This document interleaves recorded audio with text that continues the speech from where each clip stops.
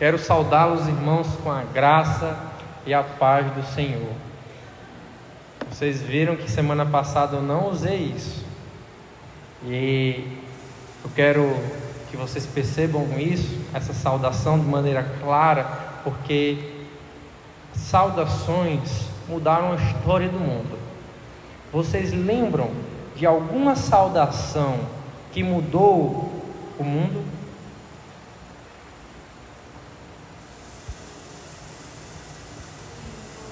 O mundo. Uma saudação que mudou o mundo.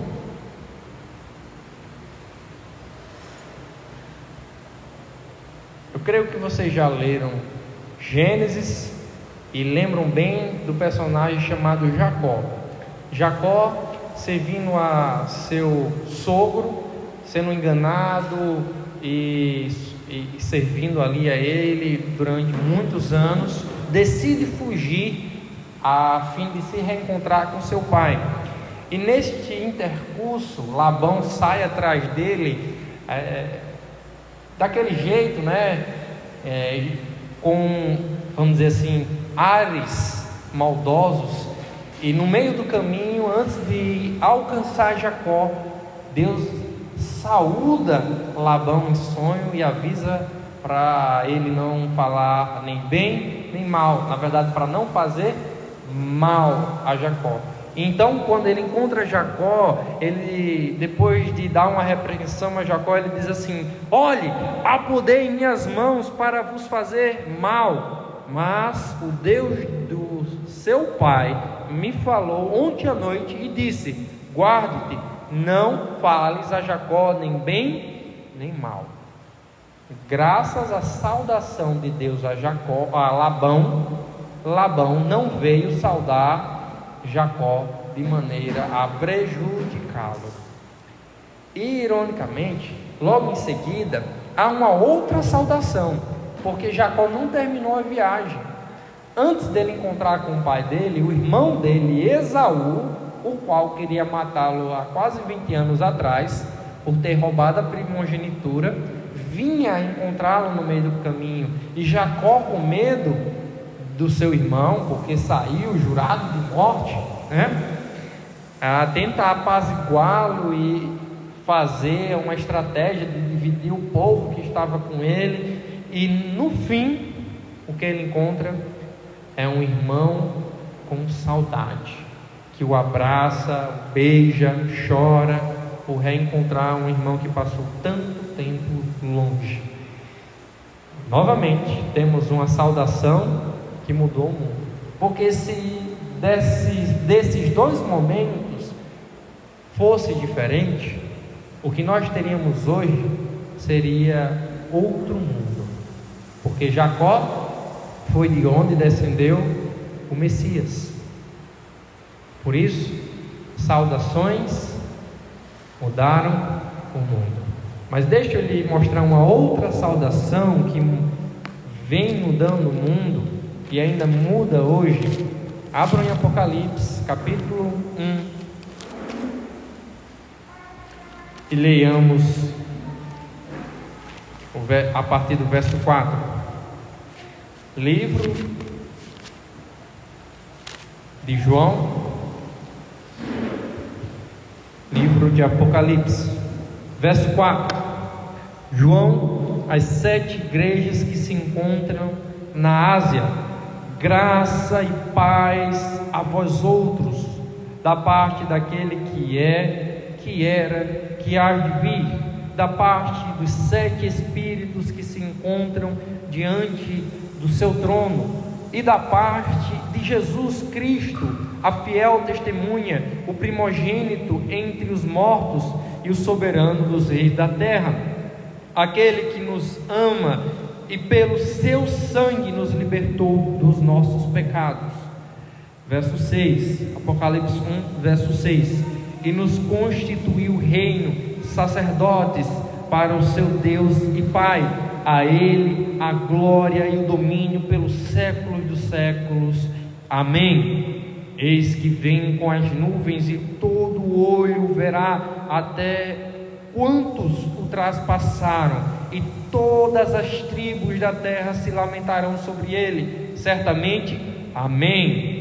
Eu sou o Alfa e o Ômega, diz o Senhor Deus, aquele que é, que era e que há de vir, o Todo-Poderoso.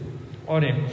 Senhor, nos ajuda nesse momento, abre nosso coração para que compreendamos a Tua palavra. Não permita que saiamos diferentes daqui. Permita que a Tua saudação fale ao nosso coração e assim sejamos motivados para o louvor de Tua glória. Amém.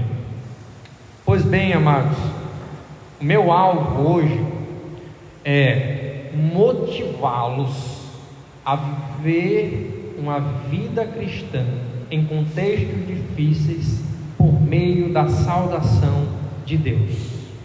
Esse é meu alvo hoje, para que os irmãos saiam daqui motivados, animados, empenhados por causa da saudação de Deus. E o texto que nós lemos, o texto de Apocalipse, só recordando-os do contexto, Apocalipse, que é o livro da revelação de Jesus Cristo, foi dado entre os anos 80 e 90, seria o período onde o imperador Domiciano governou, o imperador romano, e este imperador impetrou perseguição, promoveu perseguição aos cristãos por causa do decreto que ele fizera, de que todos deveriam adorá-lo como Deus. Porém, os cristãos não fizeram isso, e provavelmente essa é a razão por que João está preso. Mas não somente isso a igreja sofreu naquela época. A igreja sofreu perseguição de judeus. Lembra do caso de Paulo, que foi preso e levado a Roma por causa de judeus.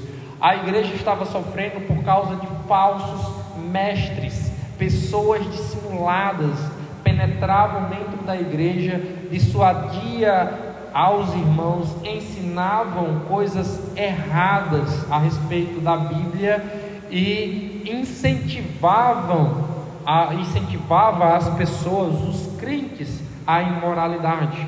Também havia uma morte espiritual, uma apatia de alguns crentes. Havia também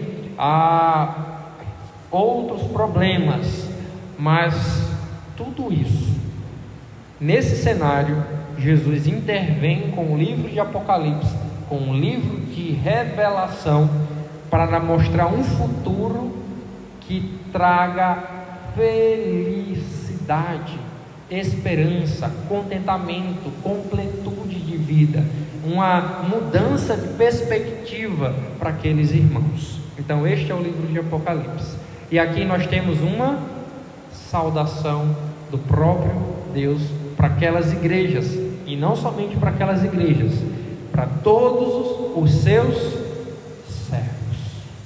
Nós somos servos, então essa saudação é para a gente. Mas o que significa saudação, né? Ou como era feito essa saudação? Saudar, irmãos, naquela época era feito de maneira que as pessoas rogavam as bênçãos, as atividades dos deuses para aquelas outras pessoas, de maneira que fosse como se fosse uma mágica, traduzindo aqui para nosso bom português, né? Eu mando uma carta para Dona Francisca desejando que o Deus fulano de tal lhe dê saúde. Então, realmente a minha intenção é que ela fique curada, mas por meio da atividade do Deus fulano de tal. E esses irmãos que registraram a Bíblia, chamados apóstolos, eles adotaram práticas semelhantes, só que de maneira cristianizada. A gente leu hoje, no início do culto, a saudação de Paulo à igreja de Corinto. Então era muito comum haver essas saudações agora rogando a Deus e rememorando a pessoa de Jesus Cristo para aquela igreja.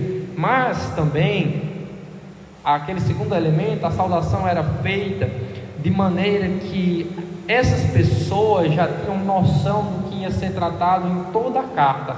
Por exemplo, se vocês hoje forem assistir um filme, vocês pegam um filme e começam a assistir do nada, ou vocês, depois de terem visto uma propaganda, vão assistir o filme, o trailer, né? Pronto. A introdução, a saudação é o trailer, certo? Aqui é o cabeçalho do jornal. Você vê lá, né? A geladeira aumentou. Aí, agora você vai ler a notícia, o porquê a geladeira aumentou, o que está acontecendo no Brasil.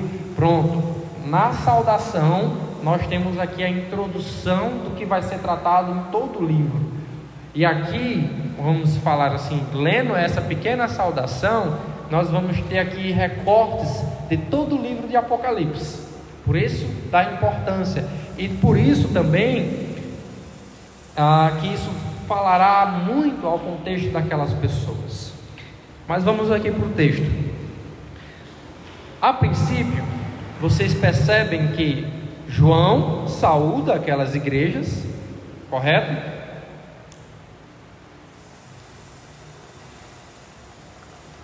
João saúda aquelas igrejas, e uma outra figura também, aquele que é, que era e que há de vir. Quem é essa pessoa? Jesus?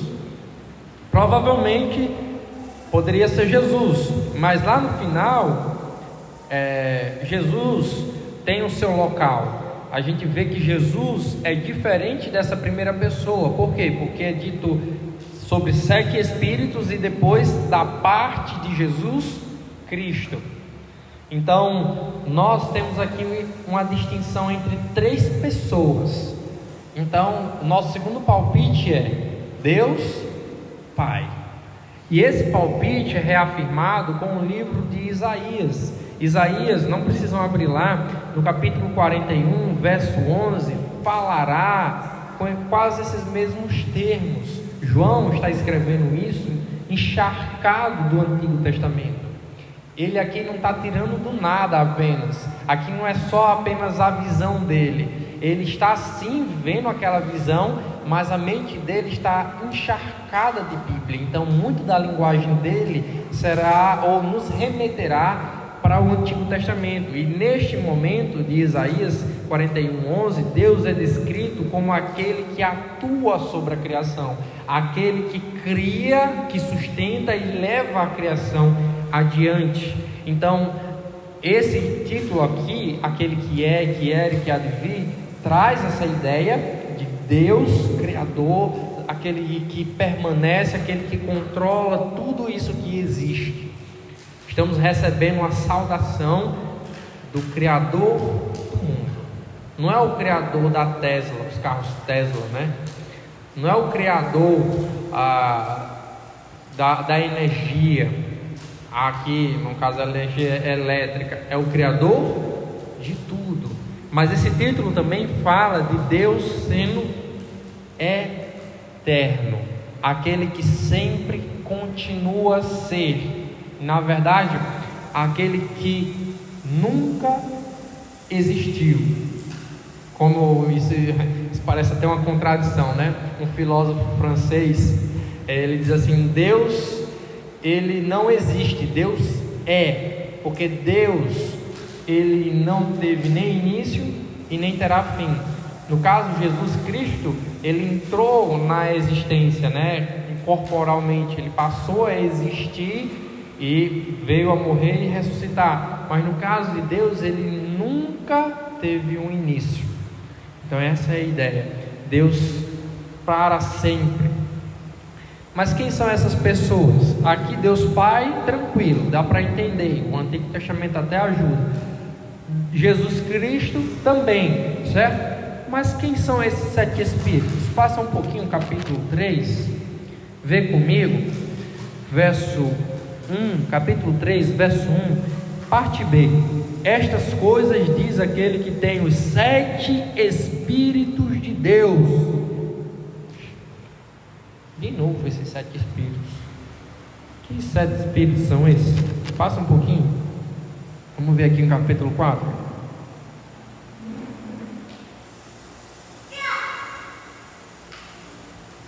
Verso 6. Não, verso 5. Do trono saem relâmpagos, vozes e trovões, e diante do trono ardem 7 tochas de fogo, que são os 7 espíritos de Deus. Agora deu uma clareada. Aqui pelo menos nós sabemos que é de Deus. Mas antes de passarmos para o próximo texto, deixa eu lhe dar uma palhinha sobre esses 7 espíritos. Algumas pessoas tentarão explicar esses 7 espíritos aqui no capítulo 1, verso 4, como sendo a perfeição de Deus. Porque o número 7 para os judeus, eles usam muito desse simbolismo numerológico, representa a perfeição, é o número de Deus. E aqui está referindo-se à pessoa de Deus. Só que diante da menção anterior, que já identificamos, e da menção posterior, que é Jesus Cristo, fica difícil entender que isso aqui realmente seria a pessoa de Deus, mas que Deus? Deus Pai, Deus Filho ou Deus Espírito? Continuando essa dúvida, alguns, como a Igreja Apostólica Romana, entende que aqui se remete àqueles 7 anjos, que eu acho que algum de vocês devem conhecer o nome deles, que é Rafael, e os outros eu não sei, eu não lembro agora. Mas novamente nós temos em cima Deus e em seguida temos Deus novamente. Fica difícil de entender que aqui seria esses 7 espíritos referindo-se aos anjos. No Antigo Testamento, por exemplo, em Isaías 11:25, não precisam abrir lá, atribuirá 7 elementos a Deus, como espírito de sabedoria, espírito de entendimento, espírito de força, e isso dá aquela impressão, já para nós antiga, desses 7 espíritos. Mais adiante, no livro de Zacarias, Deus mostrará uma menorá para Zacarias. O que é uma menorá? A menorá é um candelabro com 7 tochas. Os judeus têm muito valor por esse ícone. E essa menorá, ela ficava inclusive dentro do tabernáculo, antes de haver o templo, E lá no texto de Zacarias, Deus traz essa dúvida para Zacarias: o que significam essas 7 tochas? Zacarias não sabe responder. Então Deus fala para ele: essas 7 tochas são os 7 espíritos de Deus que estão por rodear o mundo. Então, novamente, aqui nós fechamos com a ideia de que é Deus. Mas não podemos apenas atribuir a Deus, mas aqui precisamos identificar como Deus, Espírito Santo. Difícil, Mas por que nós chegamos a essa conclusão? Porque anteriormente já temos Deus Pai e em seguida nós temos Deus Filho. Logo aqui entendemos ser Deus Espírito. Mas calma aí, ainda não terminamos aqui o início da saudação. No verso 5 é nos dito que essa saudação vem também da parte de Jesus Cristo. E veja os adjetivos que estão elencados para ele. É nos dito que ele é a testemunha que é fiel. Ele não é somente uma testemunha, ele é uma testemunha fidelíssima. Ele é o primogênito entre os mortos e ele é o soberano entre os reis da terra. O que tudo isso de Deus, de Deus Pai, Deus Filho, Deus Espírito, tem a ver com aquelas igrejas e conosco? Só para os irmãos perceberem, aquela igreja estava correndo perigo de morte. João estava na penitenciária de segurança máxima daquele mundo. certo? Aquelas igrejas estavam sofrendo com tudo aquilo que eu já expliquei para vocês. Ver esses elementos aqui tocará em suas feridas, de maneira a curá-los. Por exemplo, se vocês passarem o livro de Apocalipse, perceberá que testemunhar de Jesus Cristo não é mais evangelizar apenas. Testemunhar de Jesus Cristo, aqui em Apocalipse, ganha um significado de morrer por Cristo. E Jesus Cristo não é ninguém melhor para representar este povo. Jesus Cristo deu a vida por este povo, deu a vida por nós. Jesus Cristo morreu sendo justo por nós pecadores. Esse povo estava sofrendo pelo governo, por pessoas que não eram do governo, mas mesmo assim eles deveriam lembrar que havia um outro justo, mais justo do que eles, que deu a sua vida por eles.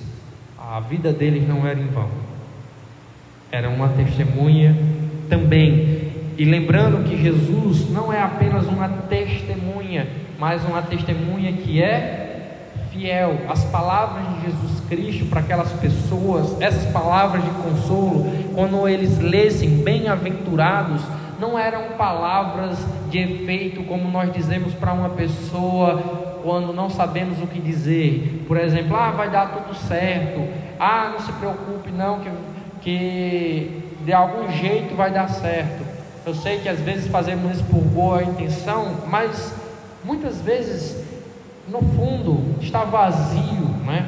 Igual como chegamos para uma pessoa e perguntamos para ela se ela realmente está bem, só que não desejamos saber se ela está bem. Ou quando desejamos bom dia, né? Uma saudação, bom dia para a pessoa, mas nós não queremos que ela tenha um bom dia, só queremos parecer ser gentis, gerar uma boa imagem.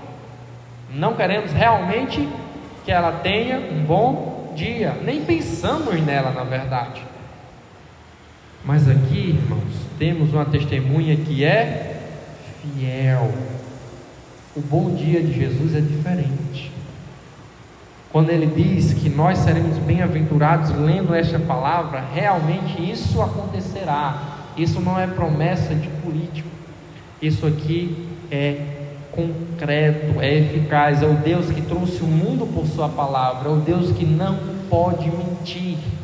Então isso traz o que para aqueles irmãos?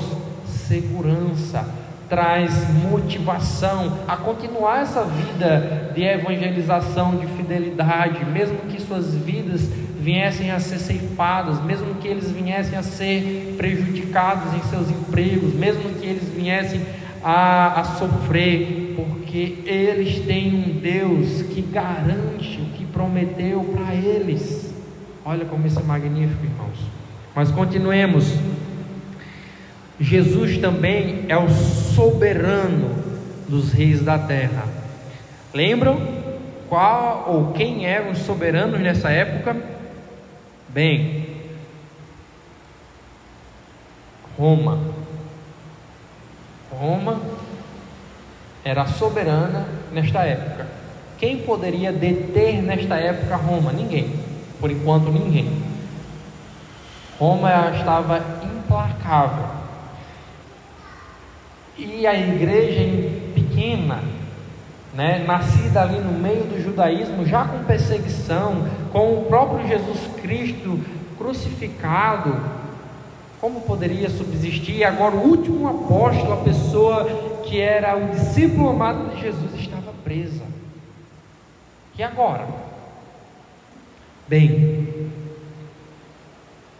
nenhuma autoridade governa sem estar debaixo de Deus. Todas as autoridades, mesmo que elas sejam más, mesmo que elas sejam cruéis, elas estão debaixo do controle de Deus. Elas não são soberanas.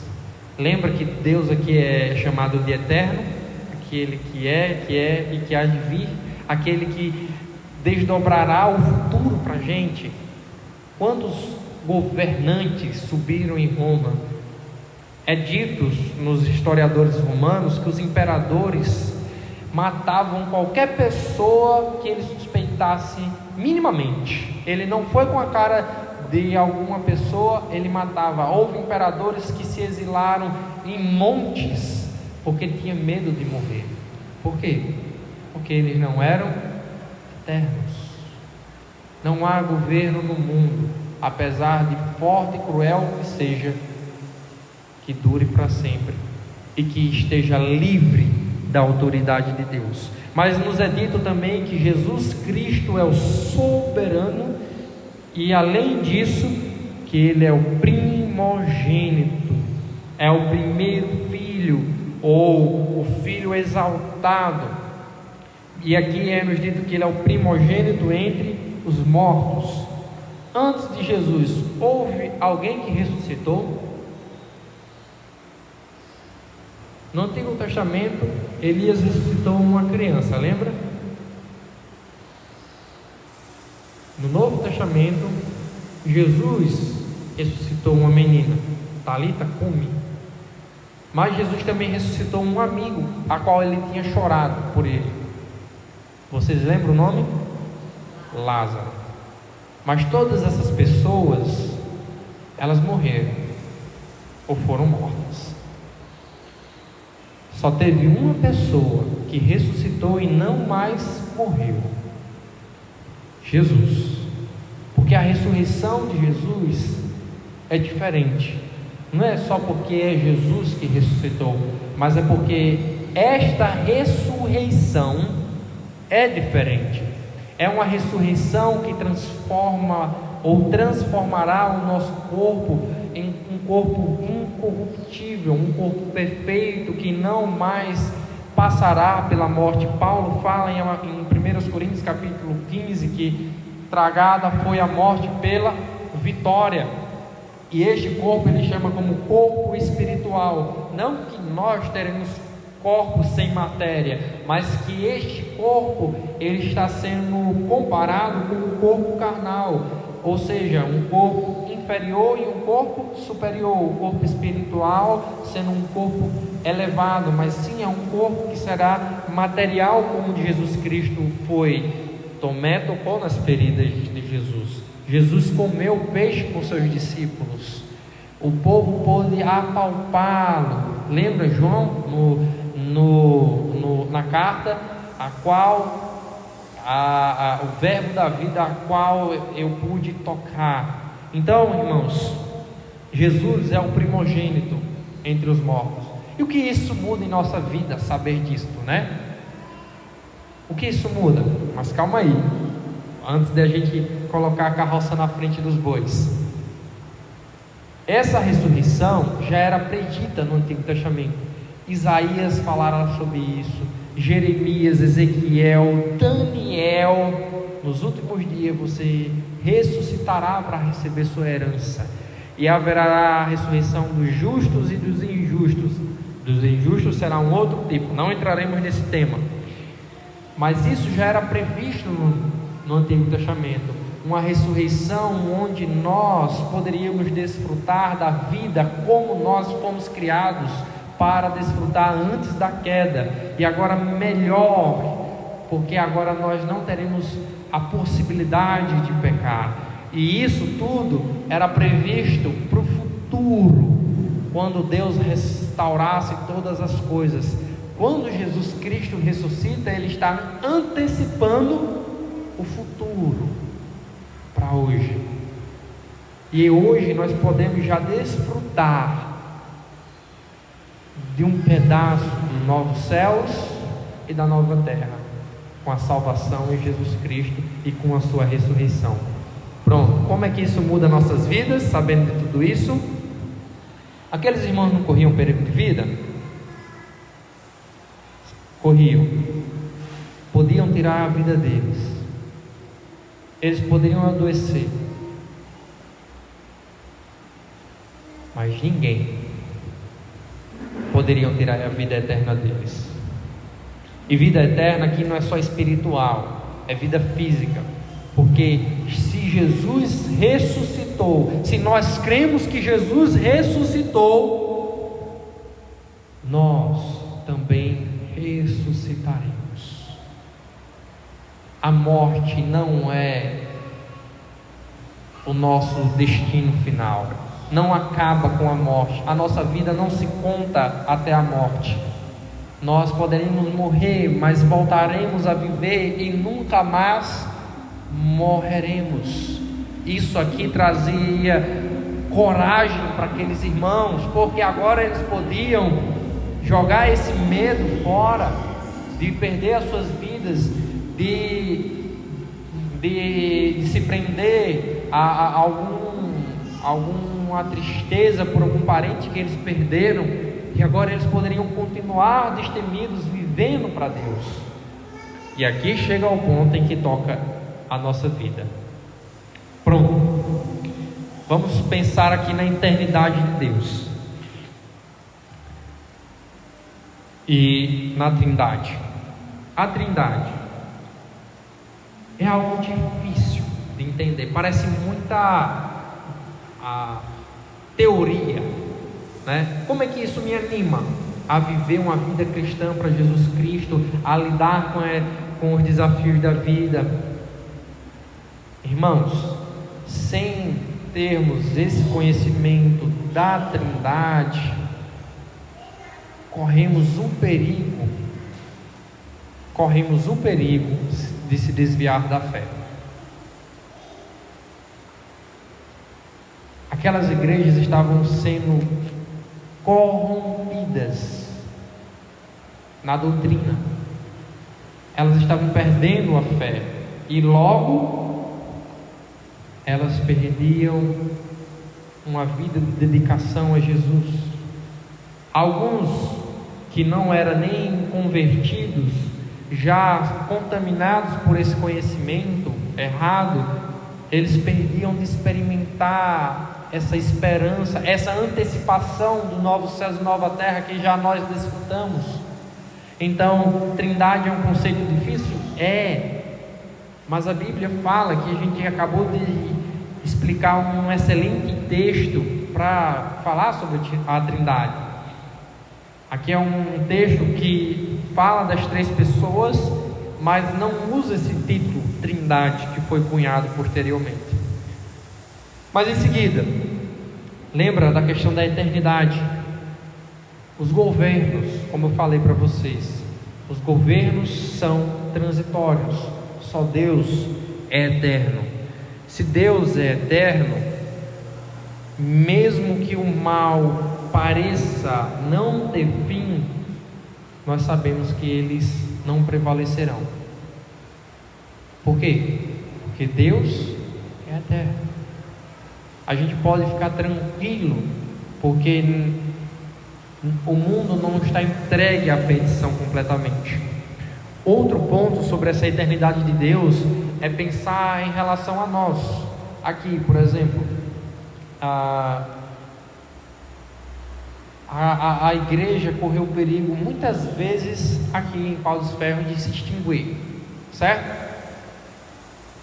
Porém, o Deus que está salvando as pessoas aqui desta igreja é um Deus eterno.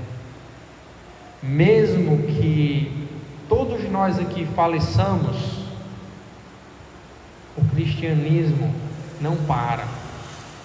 A obra não foi em vão.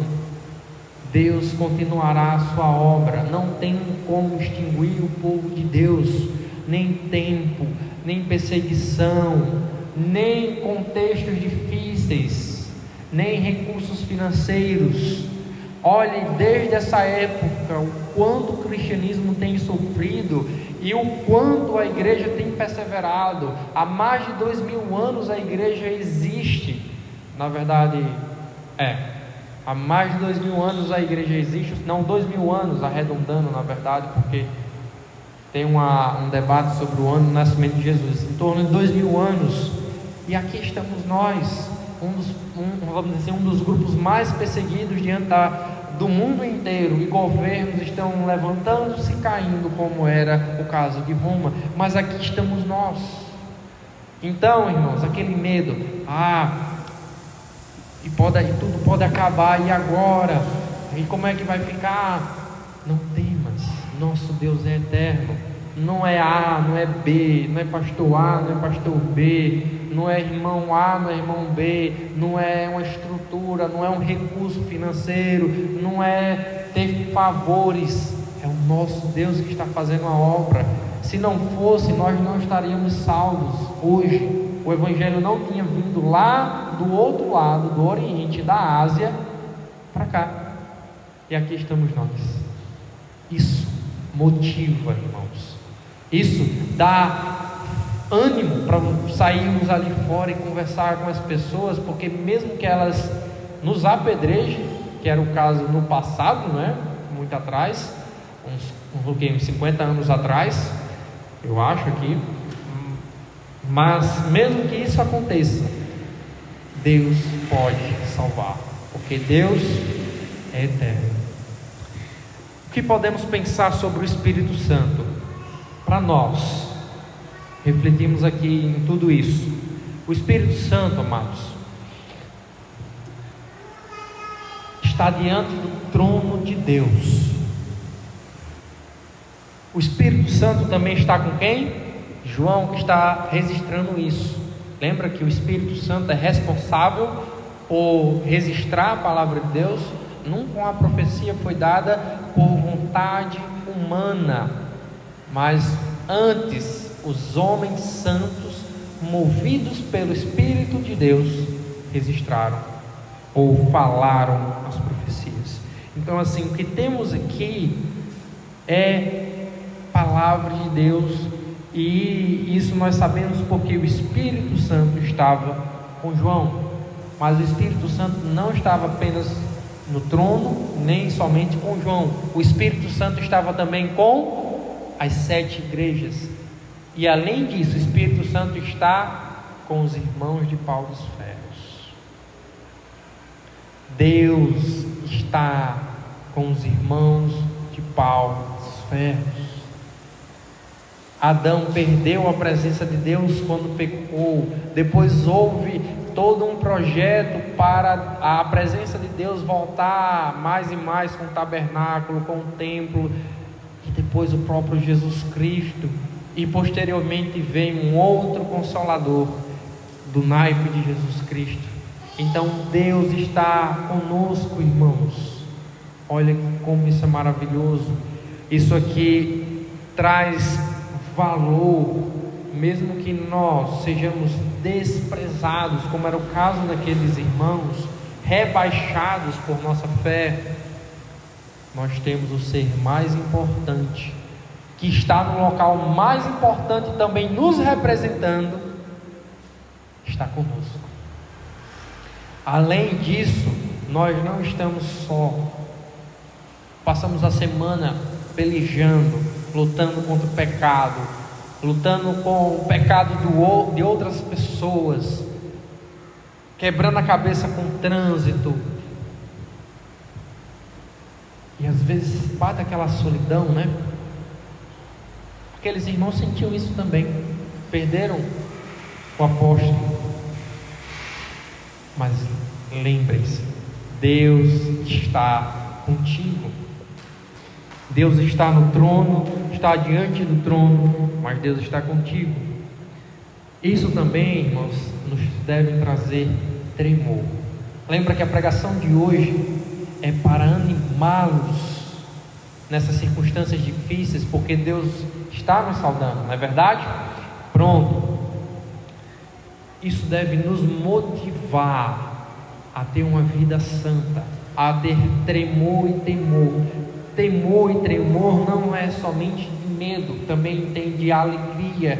Quando vocês experimentaram, por exemplo, vou pegar o exemplo do Senhor, quando o Senhor já deu um presente para sua filha, um presente que ela queria muito, o Senhor lembra da reação dela? De alegria, mas assim, todo o corpo dela, como é que ela ficou? Ela ficou assim: ah, obrigado, pai. ou de tanta alegria ela não conseguia nem se conter, né, com aquilo que ela desejava tanto, que ela não consegue controlar a voz, quer correr, quer abraçar. Isso é tremor.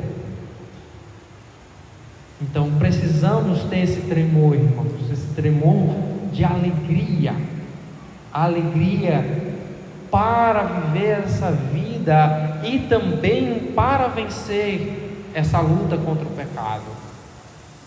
Isso faz toda a diferença no dia a dia da gente. Mas continuemos, olha, aqui ainda estamos pensando o que esse texto tem para nós. Jesus é a maior autoridade que existe no mundo. Isso vai nos dar um norte a como nós se posicionamos eticamente. Deus tem colocado todas as autoridades no mundo: governos, prefeitos, juízes, policiais, leis. Como cristãos, entendemos que todas essas autoridades foram postas por Deus, igual ao governo romano, e devemos obedecer essa autoridade. Por quê? Porque foi posta por Deus. Mas nós devemos obedecer ao Império Romano, que está perseguindo e matando cristãos, fechando igrejas, maltratando, torturando? Sim. Nós não devemos respeito apenas a esta autoridade, mas sim a Deus. Porém, nossa obediência é a Deus,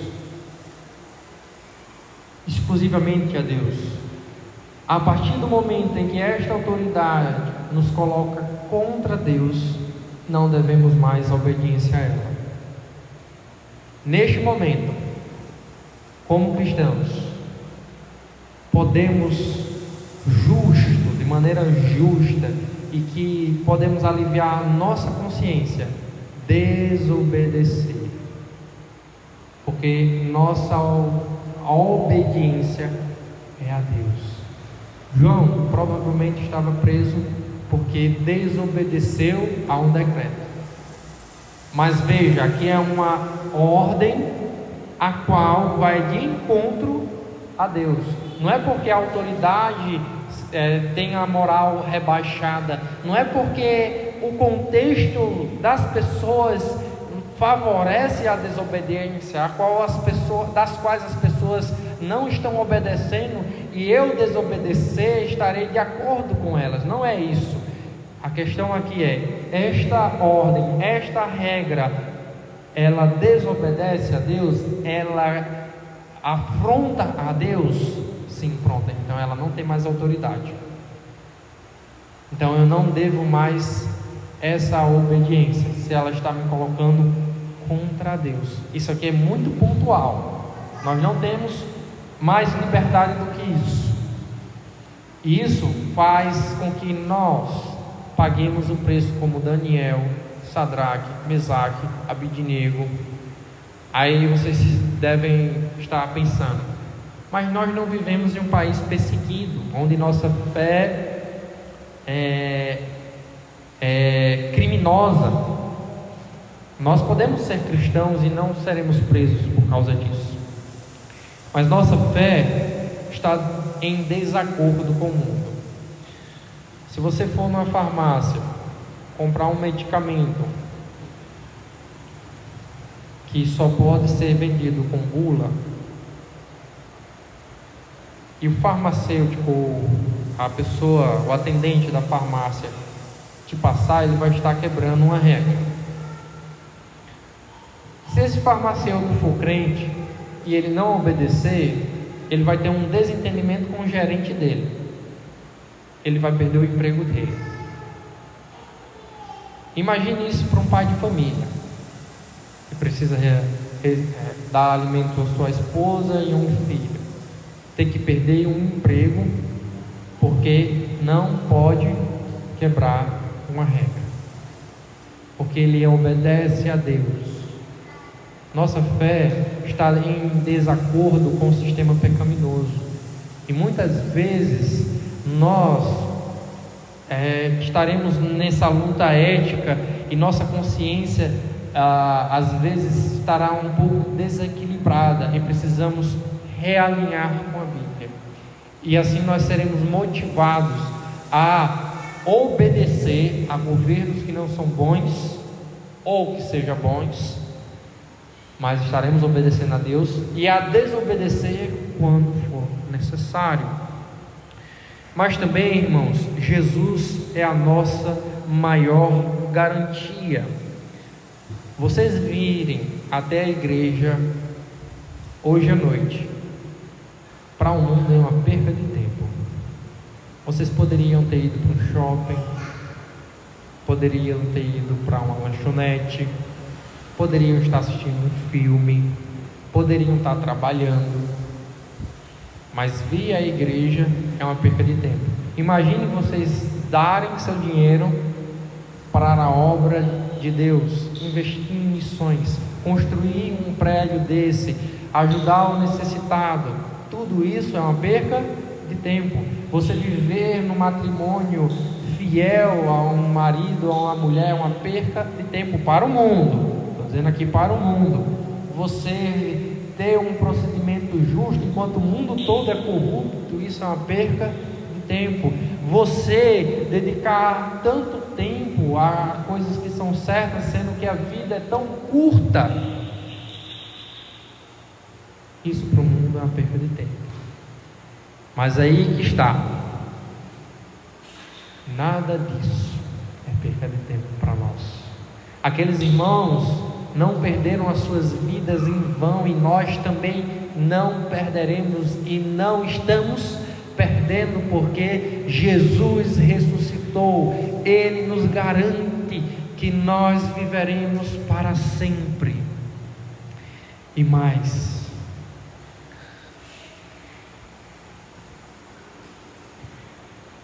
o mundo tem uma grande lacuna, um grande buraco no coração, sentindo falta de amor. O mundo busca ser amado, aceito. Até na linguagem tenta-se adaptar de maneira que possa atender a todos os padrões e gostos, para que todo mundo seja amado e ninguém seja excluído. Mas no fim, todos sentem falta de amor. Esses cristãos que estavam sendo perseguidos, olha o que o texto diz: aquele que ama, mas aquele que ama, nos ama, é também aquele que é o soberano da terra. Além de Jesus Cristo nos amar, Ele está sobre todas essas autoridades. E aí, amados, mesmo que vocês, eu e você, não tenhamos amor em nossa casa, com parentes, Jesus nos ama.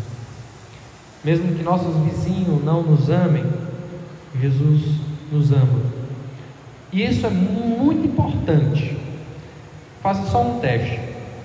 O nome do nosso presidente, o senhor Lula, né? O presidente Lula.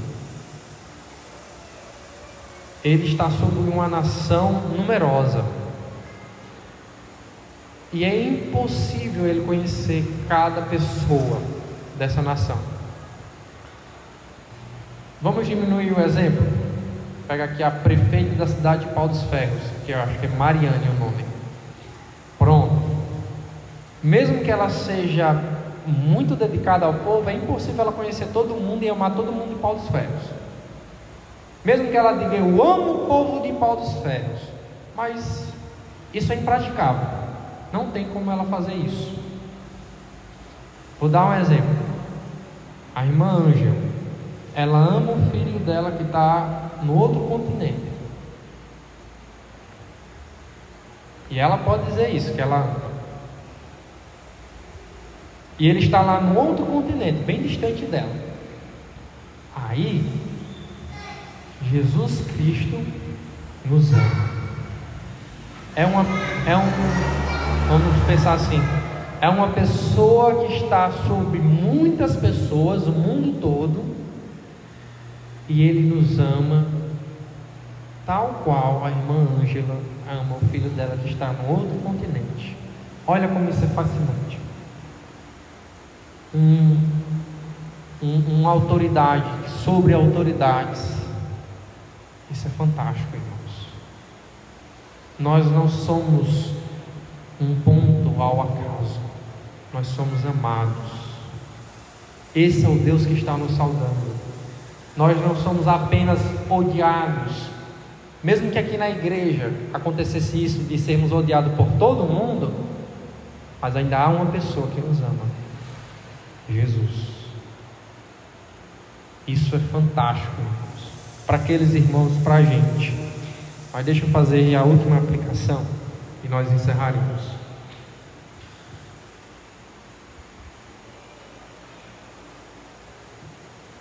Jesus é aquele que é o soberano sobre os reis da terra. Jesus, Ele não deixou o mundo ao acaso. Parece que o mundo está ao acaso, mas não está. Mesmo que não compreendamos tudo isso, que muitas vezes não favorece a igreja, mas não se esqueça, Jesus que está governando, está aqui, Deus está sob a orientação desse mundo. Martinho Lutero, ele dizia assim: o diabo, ele é como um cão, e Deus é o dono do cão, e ele só vai até onde Deus permite. Desse modo, se governante A, governante B, país A, país B, como já estamos numa situação climática mundial, em tentar fazer qualquer coisa, ele só vai aonde Deus permite. Então, mesmo que Deus permita que uma igreja seja extinta, Ele sabe o que faz, porque Ele é o dono dessa igreja. Então não temas, porque o governante que está governando os governantes, Ele nos ama. Então, se a pessoa que mais nos ama está governando o mundo, hoje vocês podem voltar para casa, deitar suas cabeças no travesseiro e dormir felizes, porque vocês estão seguros, porque a pessoa que te ama está no governo de tudo. Mesmo que hoje nós não desfrutamos ainda do governo que virá no futuro, que Jesus trará no futuro, aparecerá a partir do capítulo 20, ainda vivemos nesse governo aqui incorrupto, Ele ainda está no controle desse governo. Aqui na igreja já usufruímos parte desse governo que virá de maneira global no futuro. Já usufruímos do Espírito Santo que será derramado também no futuro. Já usufruímos de relações de confiança entre crentes que nós poderemos desfrutar muito mais no futuro. Já desfrutamos de degustações também no futuro. Então vir para a igreja nos lembra que aqui no meio desse governo corrompido, Deus está antecipando o futuro. Então venha para a igreja, visite os irmãos. Isso vai refrescar a sua e a minha memória de que Deus está no controle de tudo e de que Deus já antecipou a parte desse reino que será restaurado no futuro. E aqui é apenas o início da saudação. Amém? Quero que os irmãos saiam hoje motivados, porque porque Deus hoje vos saúda. Vamos orar. Senhor, louvado seja o teu nome, Pai, porque tu és grande e maravilhoso. Tu és eterno, Criador dos céus e da terra. Tu és tão grande que não podemos compreender, mas sabemos que o Senhor é Deus. Mesmo que o Senhor seja um Deus complexo, o Senhor se torna simples para nós, se adaptando à nossa linguagem, nos amando em nossa fraqueza. Obrigado, Senhor, por nos adotar, por nos fazer tua família. Obrigado por dar-nos o teu Espírito Santo. Obrigado por Jesus Cristo, que sofre, que sofreu semelhante a nós, e podemos ter comunhão com Ele em nossos sofrimentos, que nos ama,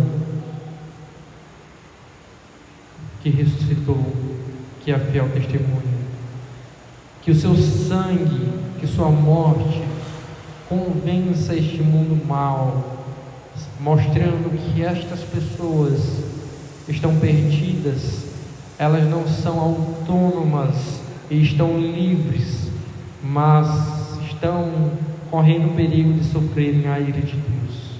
Eu te peço e rogo, Senhor Deus, que salve almas aqui em Pau dos Ferros, que mostre-se para essas pessoas, e assim, Senhor, nos fortaleça em teu amor. É no nome do teu Filho Jesus que nós oramos. Amém. Convido a Diná para vir aqui e entoarmos